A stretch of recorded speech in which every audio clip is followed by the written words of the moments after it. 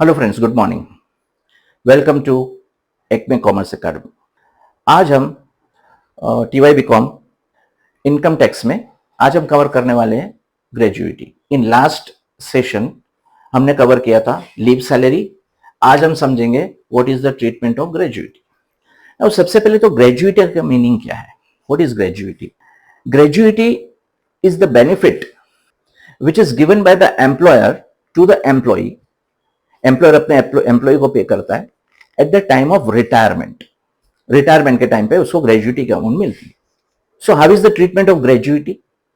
C for government employee it is exempt under section 10 subsection 10 clause 2, whereas for non government employee, अब यहां पे मैं लिखता हूं नॉन गवर्नमेंट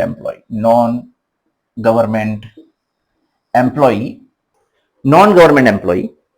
नाउ इसमें दो टाइप है। First, non government employ is in receipt of gratuity, or it is non-government employee is covered by payment of gratuity act. Non-government employee covered by payment of gratuity act. now उनके लिए कैसे exempt है? Government employ के लिए fully exempt है, but for non government employ partial exemption है। अब ये पार्शियल एग्जेम्पशन कैसे है? If non government employ is in receipt of gratuity, that is covered by payment of gratuity act, in that case 15/26 into average salary into number of years of service.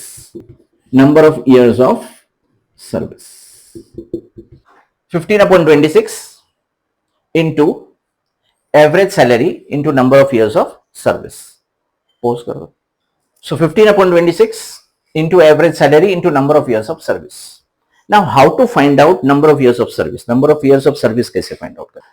If number of years of service ये fraction में दिया गया है, like for example service है 30 years and 5 months, means 6 months या less than 6 months। Fraction दिया गया है 6 महीना या उससे कम।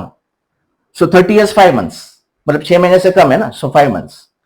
सो हियर ये जो फ्रैक्शन है इसको हम इग्नोर करेंगे and we will take number of years of services 30 years। But अगर ऐसे दिया है 30 years and 9 months, in that case number of years of service will be taken as 31 years। तो अगर फ्रैक्शन 6 महीने से कम है तो कितना लेंगे? इग्नोर करेंगे। और अगर fraction is more than 6 months तो it will be taken as a full year, उसको पूरा एक साल हम कैलकुलेट करेंगे। Clear? So 30 years and 5 months होगा या 4 months होगा या 3 months होगा, देन 30 years and 7 months होगा, 8 months होगा, 9 months होगा, in that case we will take as 31 years। so 15/26 means 15 days salary upon 26, because जो वर्किंग डेज होते इन अ मंथ इज 26, क्योंकि 4 आपके संडे आते, संडे के दिन छुट्टी होती है। सो 15/26 होगा into average salary into number of years of service. अभी एवरेज सैलरी आपको पता है। How to find out average salary?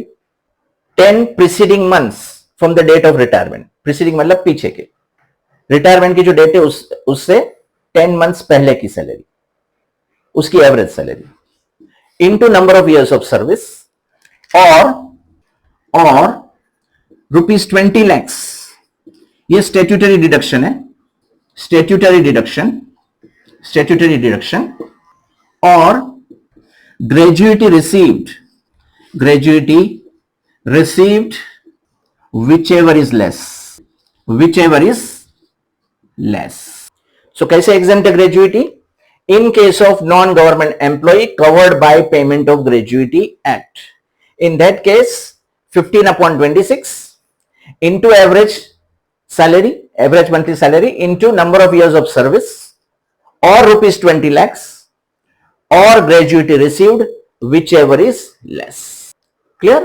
ये फर्स्ट है, non government employ covered by payment of gratuity act. Payment of gratuity act.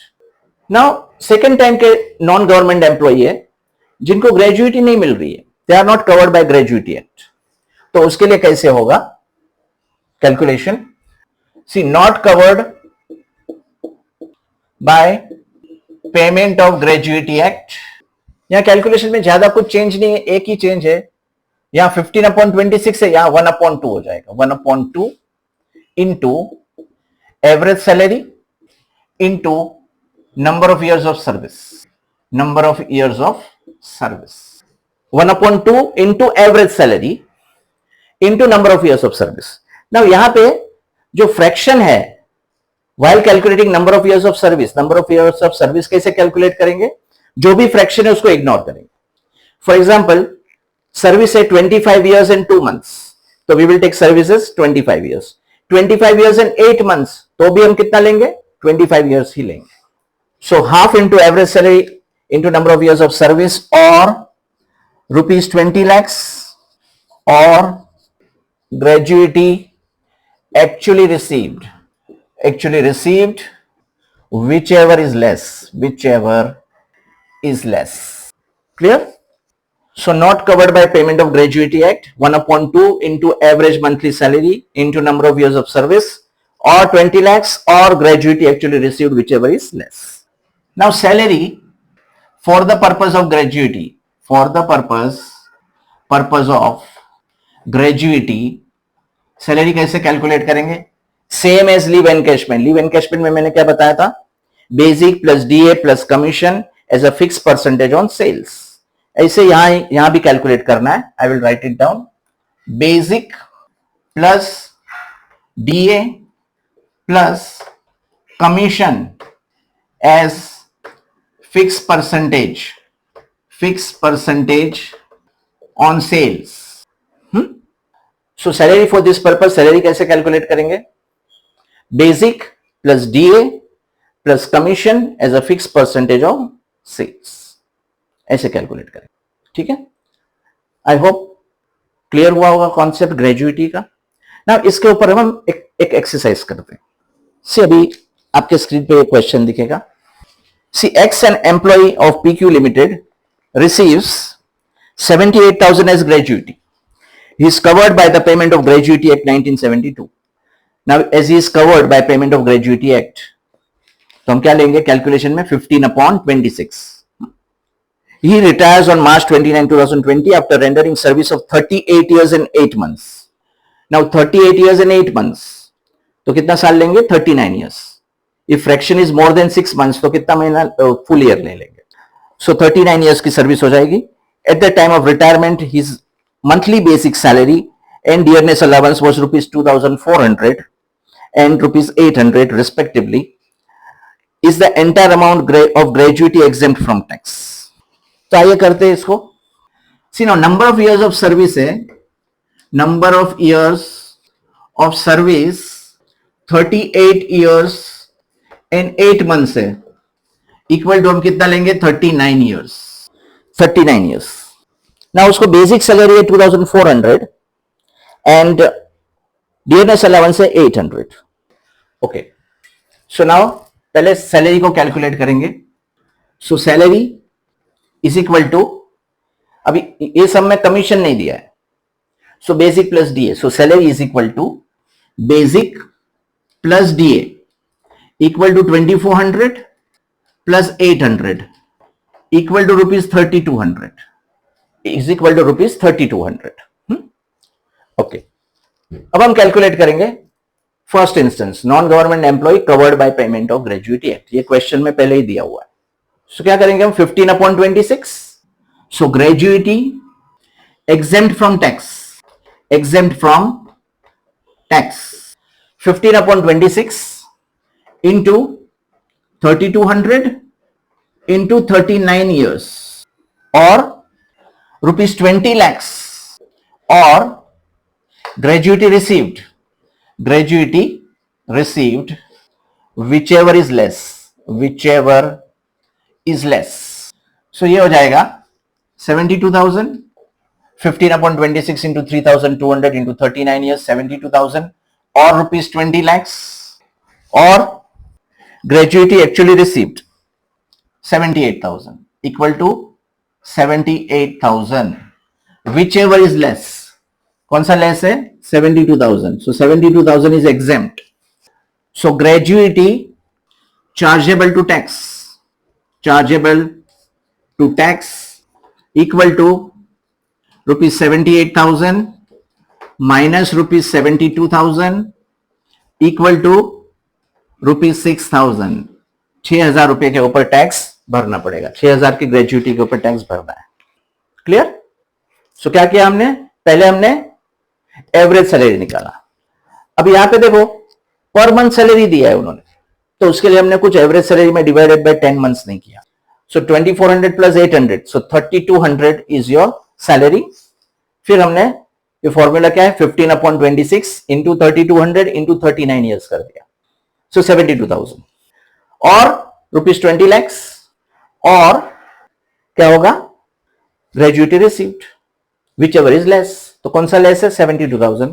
So it is 78,000 minus 72,000. तो 6,000 के ऊपर हमें टैक्स भरना पड़ा. क्लियर?